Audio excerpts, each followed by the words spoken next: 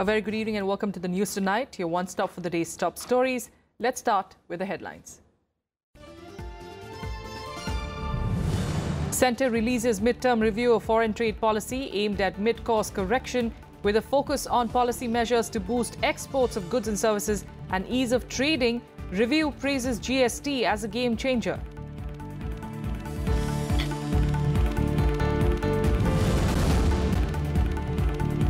Sharad Yadav and Ali Anwar Ansari are disqualified from Rajya Sabha. Chairman M. Venkaiah Naidu agrees with JDU's contention that both leaders voluntarily gave up membership by denying their party's directives and attending events of opposition parties.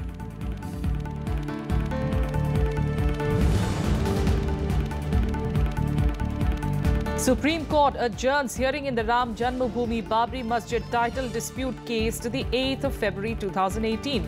Specially constituted bench of the Supreme Court was hearing 13 appeals against the 2010 judgment of the Allahabad High Court in 4 civil suits.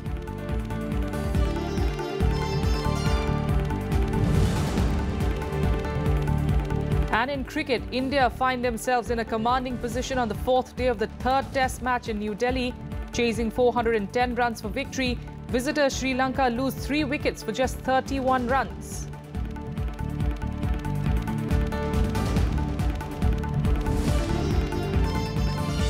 All details right ahead, but first, the Centre on Tuesday released the mid-term review of the foreign trade policy with focus on policy measures to boost the exports of goods and services. The review also seeks to increase employment generation and value addition in the country. Here are the details. The government on Tuesday unveiled the mid-term review of the foreign trade policy. The mid-term review is aimed at addressing the issues of exporters and boost exports. The focus of the assessment is on simplifying processes, enhancing support to high employment sectors while leveraging the benefits of goods and services tax regime. It also explores new markets and products where India's share can be increased. जो sector को सबसे ज़्यादा immediate ज़रूरत है, जैसे कि employment जहाँ generate हो सकता है, जहाँ पे हमारा थोड़ा कॉम्पिटिटिव एडवांटेज जो था वो हमारे और कुछ देशों की वजह से कि जहाँ उन्होंने ज़्यादा इंसेंटिव देके ज़्यादा एक्सपोर्ट कर रहे हैं, उसको न्यूट्रलाइज करने के लिए और उनको ज़्यादा से ज़्यादा बढ़ोतरी देने के लिए इसमें दिया है. सभी देखो, आप देखेंगे तो एक्सपोर्ट के लिए सभी को कुछ ना कुछ इसमें मिला ही है. The FTP raises the incentive rate by 2% across the board for labour-intensive and MSME sectors under the Merchandise Exports from India scheme. The value of new incentives is 8,000 crore rupees, while incentive for exports of goods stands at 4,567 crore rupees. For service exports, it is 1,140 crore rupees. The FTP will provide an additional annual incentive of 749 crore rupees for the leather sector, 921 crore rupees for handmade carpets, and 1,354 crore rupees for agriculture products. Only thing, the problem that they were expecting that this 2% MEIS will come across the board to all sector, which has not been announced. It is announced to the sector where the labor intensive sector. It's a good intention of the government. They have come out, whatever they have given now, but to make competitive, to increase the exports, 1 or 2% will not be suffice. The government also disbursed 451 crore rupees in refunds to exporters and issued GST notifications to address working capital concerns. Exports contracted 1.12% in October, mainly on account of liquidity problems being faced by exporters. The mid-term review of foreign trade policy is aimed at mid-course correction. The 5-year FTP was announced on April 1st, 2015, setting an ambitious target of India's goods and services exports touching $900 billion by 2020. It also sought to increase India's share of world exports to 3.5% from 2%. Export promotion has been an area of priority for the government. However, global trade continues to remain subdued. And with softening crude and commodity prices, majority nations have less appetite for imports. The government, however, feels that the realignment of foreign trade policy coupled with GST will spur growth in the export sector. Reporting from Delhi with camera person Dushmanta, I'm Kriti Mishra for Rajya Sabha Television. Sharad Yadav and Ali Anwar Ansari have been disqualified from Rajya Sabha following a decision on a petition filed by the JDU on the 2nd of September. The announcement came late Monday night. Reacting to the disqualification, Sharad Yadav said that he would continue to fight for democracy. Sharad Yadav and Ali Anwar were disqualified from the Rajya Sabha late Monday night. Rajya Sabha Chairman M. Venkaiah Naidu released a communication detailing the decision, saying they ceased to be Rajya Sabha members with immediate effect. The Rajya Sabha Chairman agreed with the JDU's contention that the two senior leaders had voluntarily given up their membership by defying their party's directives and attending events of opposition parties. The disqualification was ordered under the 10th schedule. Leader of the JDU in the Rajya Sabha, Ramchandra Prasad, had filed a petition seeking the two leaders' disqualification for anti-party activities. Reacting to his disqualification, Sharad Yadav said in a tweet on Tuesday he will continue to fight to save democracy. हम लोग बात करेंगे, इस पर फैसला लेंगे। जाहिर है कि न्याय जहां भी न्याय मिलने के जो भी जगह है उस जगह पर तो हम लोग जाएंगे। पार्टी ने एक निर्णय लिया महागठबंधन को वहां पे तोड़ते हुए और जनादेश के खिलाफ जाने पे, उसके खिलाफ में उन्होंने आवाज उठाई। ये पार्टी का अंदरूनी मामला है, सदन के साथ कोई संबंध नहीं रखता। इसके ऊपर सदन से उनको जो है हटा देना, ये हम समझते हैं कि बड़ा दुर्भाग्यपूर्ण बात है। इसके बारे में निश्चित सभापति महोदय से हमारी अनुरोध यही है कि वो दोबारा इसके बारे में सोचें। Yadav was elected to the House last year and his term was scheduled to end in 2022. Anwar's term was to expire early next year. Bihar Chief Minister Nitish Kumar and Sharad Yadav parted ways after the former decided to join hands with the BJP, triggering a battle for the control of the party. The Election Commission recently ruled that the group led by Nitish Kumar is the original Janata Dal United. Bureau Report, Rajya Sabha TV. The Supreme Court has adjourned the hearing in the Ram Janmabhoomi Babri Masjid title dispute case to the 8th of February next year.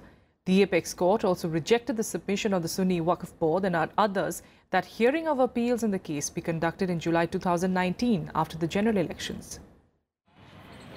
The Supreme Court on Tuesday adjourned the hearing in the Ayodhya case till the 8th of February next year. A three-judge bench headed by Chief Justice Deepak Mishra directed all advocates on record to work in harmony and ensure that all documents are filed before the next date of hearing.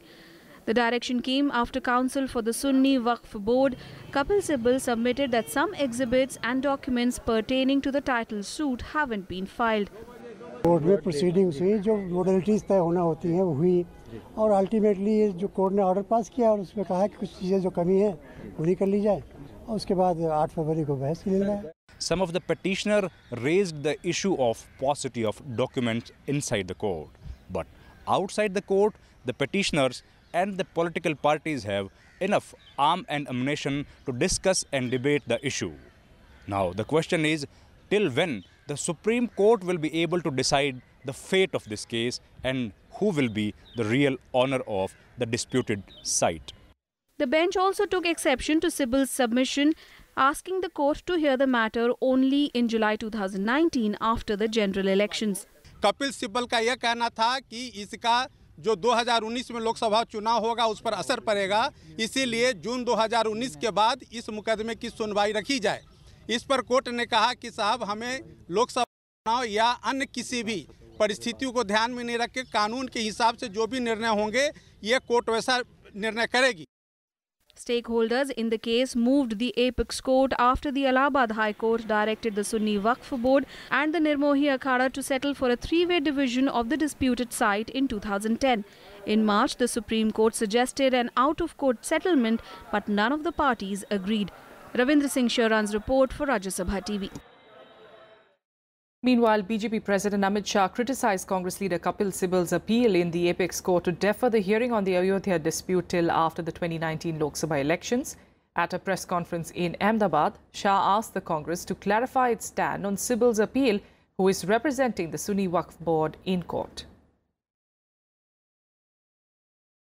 कि Congress party ने इस पर अपना stand स्पष्ट करना चाहिए कि Congress party Shri Ram जन्म केस की सुनवाई जल्द से जल्द हो, इस विषय पर सहमत है या नहीं। या कांग्रेस पार्टी भी चाहती है कि 2019 के चुनाव तक श्री राम जन्मभूमि केस की सुनवाई न हो? इस बात पर कांग्रेस पार्टी ने अपना रुख स्पष्ट करना चाहिए. In another one of our top national stories, Cyclone Oki, which was categorized as very severe cyclone status, has weakened into a severe cyclone and is expected to make landfall near Surat in Gujarat by midnight. The cyclone has so far left a trail of destruction in Kerala, Tamil Nadu and now in Maharashtra. Prime Minister Modi is also constantly monitoring the situation in various states arising out of the cyclone after cancelling his poll campaign schedule in Gujarat. Mumbaikars woke up to squally winds and heavy rain on Tuesday as Cyclone Oki made its way to Gujarat via the North Konkan districts of Maharashtra. Some parts of the Mumbai-Pune expressway also experienced a hailstorm.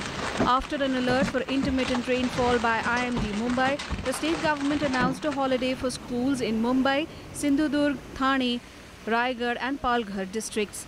जाने आने में भी लोगों की तकलीफ है और दुकानों भी खोलने में आने जाने में जो काम करने वाले उनको भी दिक्कत है और अभी भी ठंडी का भी मौसम है. According to weather officials, sea conditions will remain rough to very rough along and off the coasts of North Maharashtra and South Gujarat till Wednesday. The intensity of rains is expected to increase as the cyclone approaches Gujarat.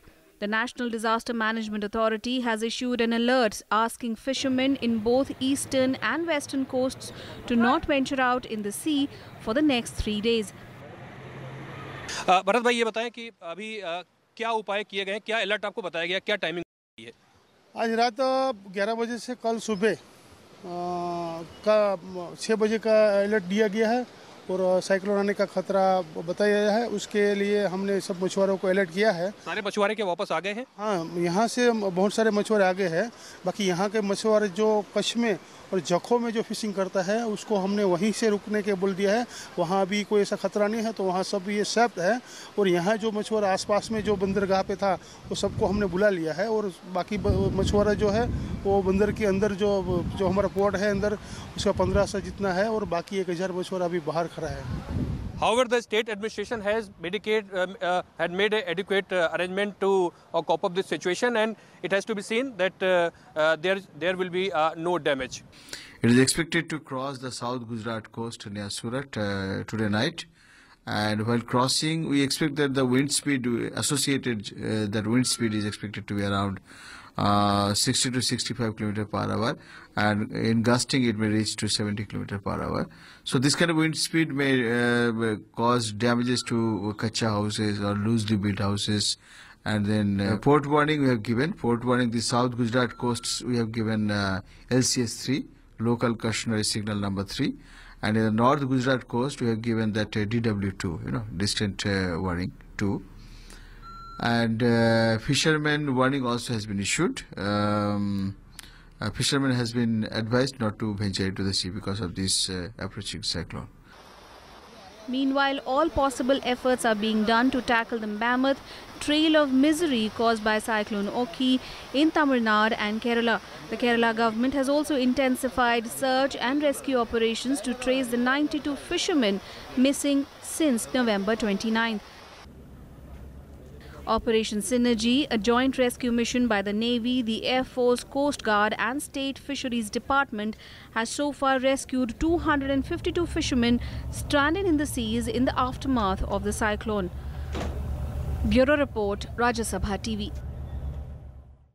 Vice President M. Venkaiah Naidu was at the second convocation ceremony of the Swami Rama Himalayan University in Uttarakhand on Tuesday. Addressing the students, he said that there was a need to revamp medical practices as patients today are bearing the burden of unnecessary tests and poor medical facilities. The Vice President said that education is not only for employment but also for enlightenment, empowerment and enhancement of values and ethics. Asking students to not be afraid of setbacks, he said that they must focus on fulfilling their dreams. For highest marks in anatomy with distinction for the year 2016. Medal for the year 2017. Medical profession is the best profession because if you take that as a mission, medical profession should be taken as a mission, not for commission. And there should not be any remission or any omission. If you do it in perfection, then you will get real satisfaction. Legendary actor Shashi Kapoor was cremated in Mumbai today with full state honours. Hundreds of people, including the Bollywood fraternity, bid the actor a tearful adieu in the pelting rain. The long-ailing actor passed away on Monday evening at the Kokilaben Dhirubhai Ambani Hospital in Mumbai.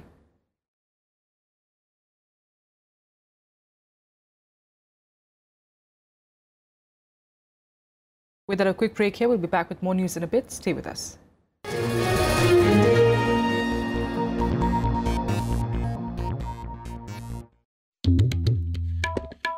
The story we thought we knew.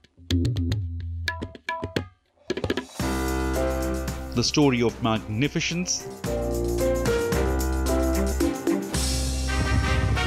The story of bloody battles. Of those who ruled and those who left their footprints. The story charting the course of our past. Talking history on Rajya Sabha TV.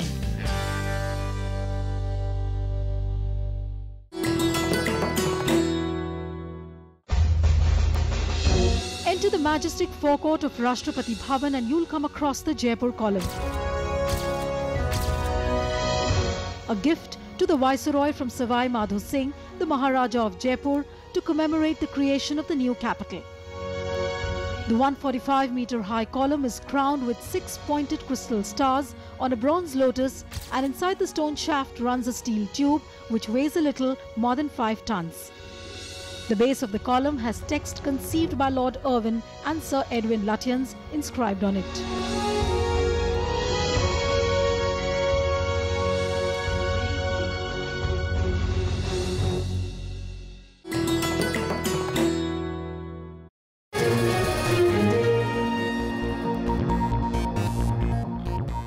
Welcome back. Let's get to international news now. And at a time when Pakistan is trying to mainstream dreaded terrorist Hafiz Saeed, the United Arab Emirates countered the move, saying that it will cooperate with India to bring Saeed to justice. The UAE said that it will in fact work with India on all terrorists listed by the UN or any other country. The UAE's move indicates that its willingness to engage with India to increase cooperation in all possible areas of development and investment. The United Arab Emirates has condemned former Pakistan President Pervez Musharraf over reports stating that he wants to contest the Pakistani elections in alliance with UN-designated terrorist Hafiz Saeed. UAE Ambassador Ahmed Al-Bana says his country will cooperate against all listed terrorists with India and other countries. This cooperation will include sharing of information, intelligence and even extradition. Terrorism, we denounce extremism, and we work very closely with India, with many different countries in the world to counter-attack all those organizations that have been listed either by the UN or by some other countries or by our own countries as terrorist organization and extremist organization, and we work together to fight those organizations. When Prime Minister Narendra Modi visited the UAE in August 2015, both countries signed 17 strategic agreements in the areas of trade, defense and combating terror. The UAE is keen to invest in various sectors, including infrastructure, but it wants legacy issues like big investment hurdles to be removed. We don't expect for India, to expect from us only to come and invest here, and it has to be a two-way affair. It has to be, we look at where are the strengths of India in certain ways, so therefore we're looking to attract that into the UAE, and we look at what are the strengths of UAE and we're looking to export that into India. In order to assist Indians visiting the UAE, its embassy in Delhi has started a mobile app. Provided in the Google Play Store and Apple's App Store, it services all needs from applying and tracking the status of passports to visas and also submitting attested documents. Developed on the lines of Digital India initiative, the UAE ambassador said the app will be of help to both Indians and UAE nationals. It's the first such app developed by the UAE. Akhilesh Suman's report for Rajya Sabha TV. In a major victory for US President Donald Trump, the US Supreme Court has ruled Trump's travel ban on 6 mainly Muslim countries can go into full effect. But the directive against travelers from Chad, Iran, Libya, Somalia, Syria and Yemen still faces legal challenges. The ruling covers the third version of the directive that President Trump has issued since taking office. On Monday, 7 of the 9 justices lifted injunctions imposed by lower courts on the policy. Only 2 judges would have allowed the president's order to remain blocked. Federal appeals courts in San Francisco, California and Richmond, Virginia will hear arguments this week on whether the latest iteration of the policy is lawful. This is what democracy looks like. And here are more updates from across the world in Global Buzz. The United Arab Emirates wants to set up a bilateral committee with Saudi Arabia on economic, political and military issues in an attempt to consolidate ties after a rift with Qatar ripped through the existing regional bloc of Gulf Arab countries. The 6 members of the US allied GCC, Saudi Arabia, the UAE, Bahrain, Oman, Kuwait and Qatar are due to hold their annual summit in Kuwait.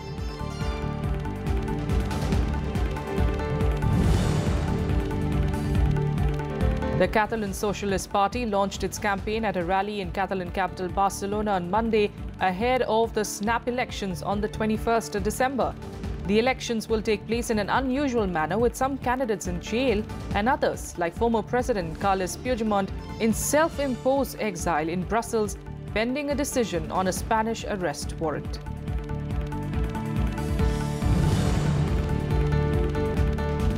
Arab nations and Palestinian officials have warned of consequences if the United States recognizes Jerusalem as Israel's capital.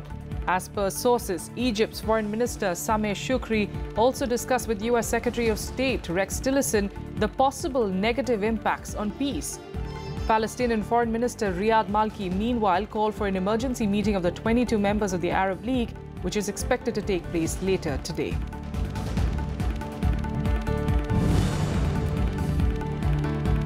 A rapidly growing wildfire in the foothills north of Los Angeles in the U.S. threatened hundreds of homes on Tuesday, forcing nearby residents to evacuate after causing the death of at least 1 person and power outages throughout the area. More than 150,000 homes are without power and at least 2 structures have been destroyed. Strong winds are pushing the fires towards the cities of Santa Paula and Ventura, where about 140,000 people live.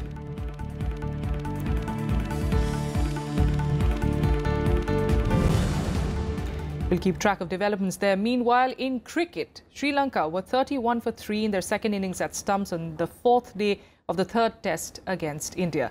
Ravindra Jadeja picked up 2 wickets for India, while Mohammad Shami gave the initial breakthrough by picking up Sadira Samaravikrama's wicket when he was on 5. Jadeja then picked the wickets of Dimuth Karunaratne when he was on 13 and Suranga Lakmal for a duck. The Lankans still need 379 runs to win with just 7 wickets in hand. Earlier in the day, skipper Virat Kohli and Rohit Sharma made quick 50s as India declared their second innings on 246 for 5 and gave Sri Lanka a target of 410 to win the test. And certainly has a special place in all. More cricket and other updates from the world of sports in Sports Beat now. More than 20,000 doping tests will be conducted by the start of next year's Pyeongchang Winter Olympics. The IOC said that the pre-games testing program is aimed at rooting out cheats in advance. The pre-games testing task force, jointly run by WADA, the IOC and Winter and Summer Sports Federations, advise federations and National Olympic Committees to test specific athletes. In the last month, the IOC banned more than 20 Russian athletes from the Olympics for life over doping violations at the 2014 Winter Games in Sochi.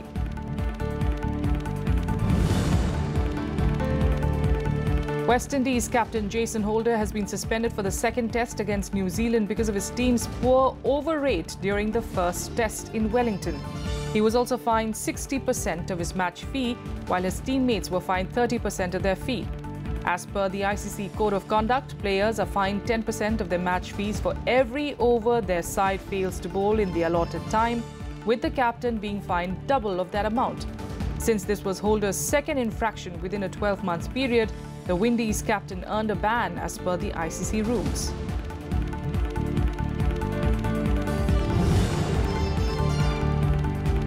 The International Automobile Federation organized the Formula One Hall of Fame in Paris. Drivers from past and present were in attendance. The federation inducted 33 legends of the sport into the Hall of Fame. British racers Sir Jackie Stewart, Nigel Mansell and Damon Hill also attended the inaugural ceremony, while Mario Andretti, Alberto Ascari, Jenson Button and Sebastian Vettel were among some of the inducted racers.